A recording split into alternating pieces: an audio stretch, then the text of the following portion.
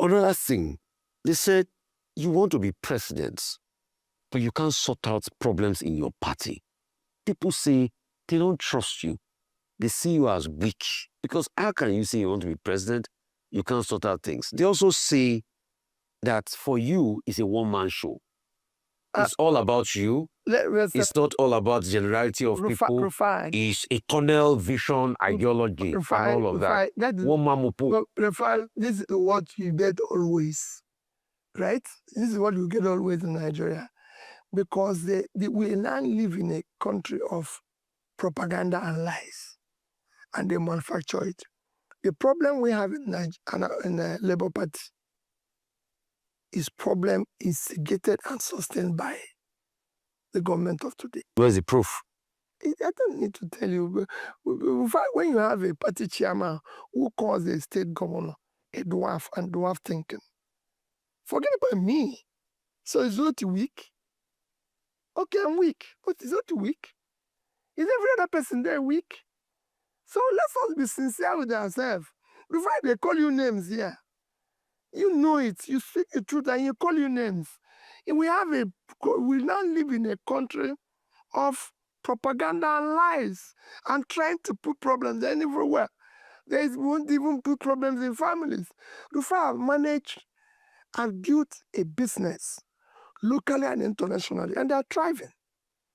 By the time I left them, I've been chairman of corporations, quoted companies, director, and I've earned my respects. And I've been a governor. These are the points people like Kenneth Okonkwo. Yes. These are the things they said against you. It's just Kenneth Okonkwo. Who again? But it's a valid point of view. It's an echo chamber. If 12 persons that follow Jesus, one went against him, how about me, who millions followed?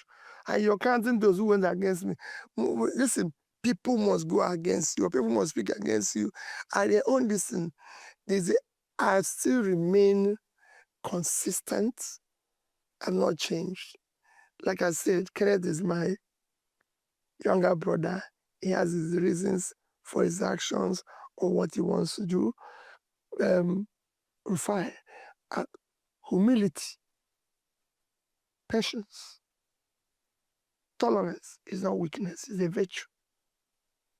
It is not easy for people to remain where I am. And when I was campaigning election, before I went to places people dare not go to. I was in Southern Gombe. Was everywhere. People fear to go.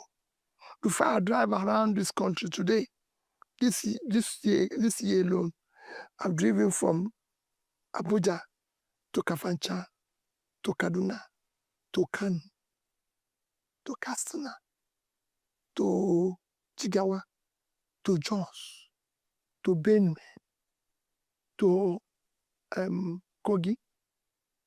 Where's doing that? So people just stay in their house and talk about this macho they are. Just like they stay, they don't go to anywhere. It's easy to be an armchair critic.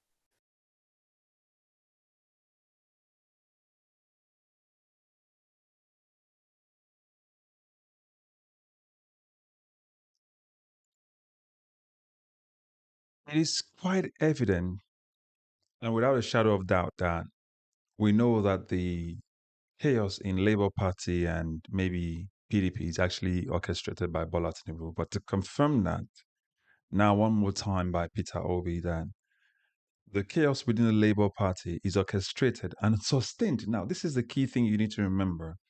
Not just organized, orchestrated. They're pulling the strings. That's what it means. And they're sustaining that pulling of the strings.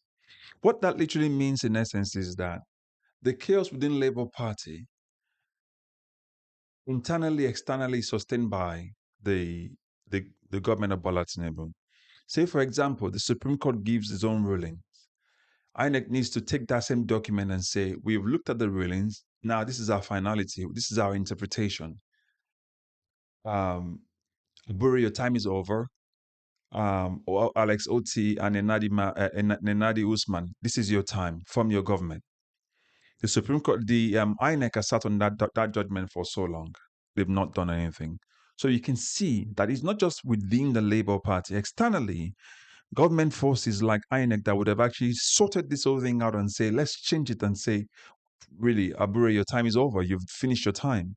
Supreme Court's ruling says that. Move along. And this chaos will be out of the way. But INEC has refused to move rather. So you can see how they're sustaining the chaos.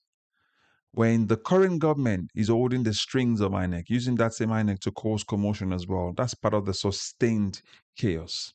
Now, with Abure's case, it's the same thing as well.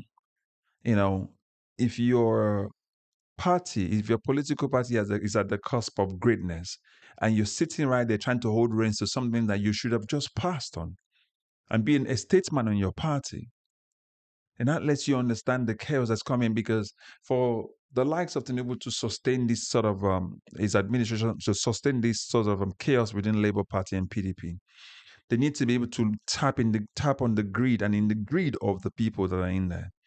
And you know that the politicians, the likes of party leaders, they're greedy. They're there for money. And I think this is one of the reasons why you have this chaos within Labour Party. You can see the propaganda as is going on a daily basis. But for me, with this statement that he made, and subsequently other statements that he made during this interview, it shows that without a shadow of doubt, there are very few politicians within Nigeria that have clean hands. And Peter Obi is one of them. No, I know Omoje, I'm sure he has his own say about what he thinks about Peter Obi, but Peter Obi is one of those politicians within Nigeria that has clean hands with trackable and traceable income sources. Most of our politicians are rich. I didn't say wealthy. They're rich from stealing. And you cannot track their incomes. You cannot track their wealth. For example, can you track how Bola Tinubu made his wealth? No, it tells you he sold a piece of real estate. Nobody sells a piece of real estate and then invests that and becomes a small billionaire. Nobody. You got to be able to trace it. These politicians that we have today, you cannot track their income, their sources of income. If you tell them to show you where they pay taxes, which is one way you can actually track people's income, tell them to show you the places where they paid their taxes. This same government that is trying to tax everybody now to death. Tell the same president to show you where he paid his taxes for all these profits that he made, whether in Nigeria or abroad. And he won't be able to show you. Tell Ganduje, tell Wike to show you where they made their money from, how they became so wealthy. This is out of the pockets of the people. So that's why I'm saying that of all of them, this is one person that can actually show you his source of income. And you can trace it and you can track it. This is why a lot of people are gravitating towards him, not because Nigerians cannot see that he was part of PDP at one point in time, but they look at him and say, all right, you came in from that same system, but you're clean, at least to some extent. All the allegations, until these allegations are debunked or proven otherwise, all the statement that he makes here, until somebody can prove otherwise that and show documentary evidences to show that Peter Obi is lying, then you have to take his word for it. And by going by his word, he seems to be one of the cleanest politicians we have in Nigeria.